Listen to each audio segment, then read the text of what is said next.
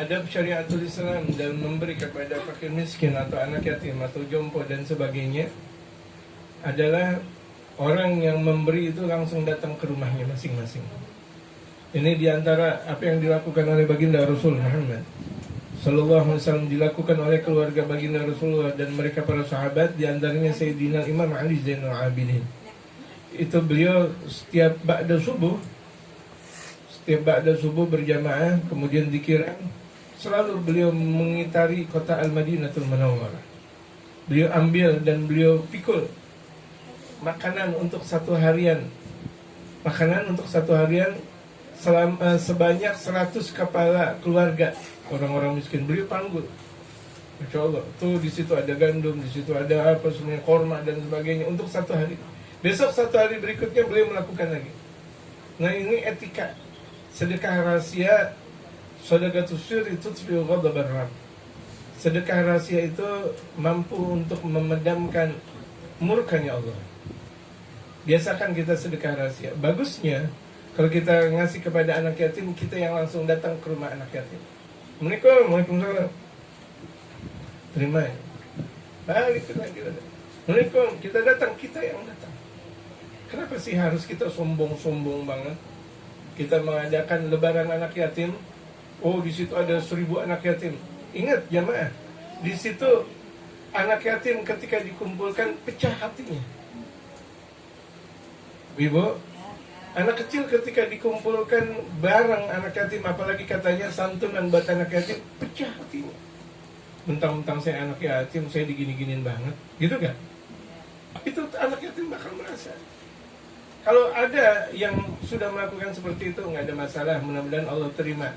Tapi kalau untuk berikutnya, kalau kita mau sedekah kepada anak yatim, fakir miskin, kita yang langsung datang ke rumahnya.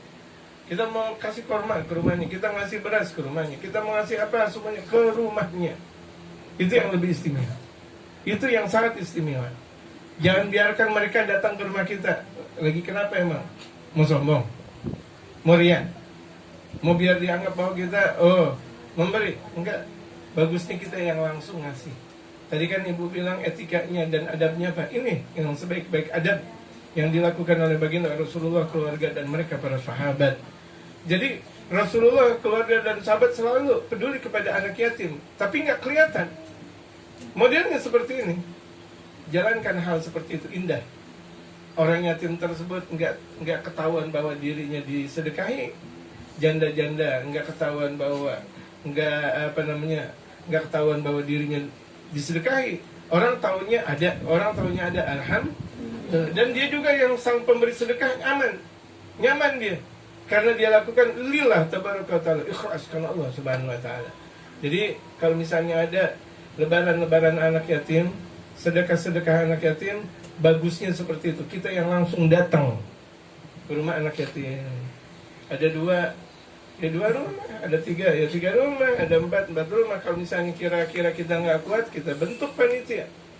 Ada orang-orang yang ngasih, teman-teman kita ngasih, kan sampai kepada mereka. Itu ajaran yang terindah. Daripada kita kumpulkan anak yatim, misalnya dari habis maghrib sampai jam 12 malam. Suruh tuh anak yatim, suruh dengerin ceramah habis. Anak yatim, anak kecil.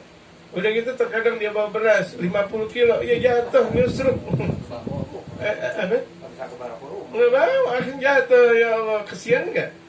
Dia nggak punya bapak, tega banget. Orang yang nggak punya bapak, hormatin dong, sayangnya. Orang yang nggak punya ibu, misalnya piatu namanya, sayangin, cinta. Mereka kalau lagi ngapa-ngapa kan ingatnya bapak. Ya Allah, bapak saya nggak punya bapak. Tuh lihat. Walaupun ada orang tuh, ada anak yatim kaya, tapi kalau misalnya mau dibilang mau ada bapak atau mau ada harta, mereka pasti bilang mau ada bapak. Kekayaan nggak ada artinya.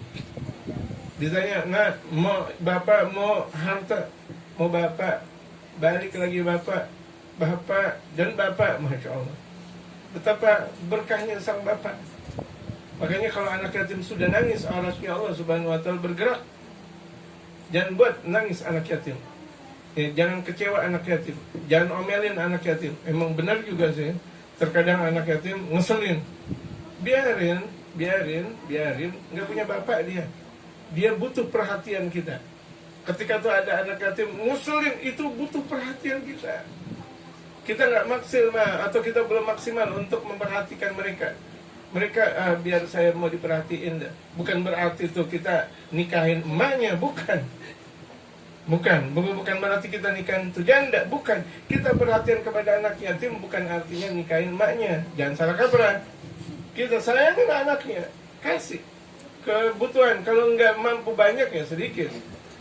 Nggak mampu sedikit, nggak mampu istiqamah ya udah sewaktu-waktu. Ada harta kita itu buat mereka anak-anak yatim, fugara dan masakin. Itu diantara ajaran indah dalam syariatul Islam. Ibu-ibu bisa paham? Amalkan yang seperti itu ibu-ibu.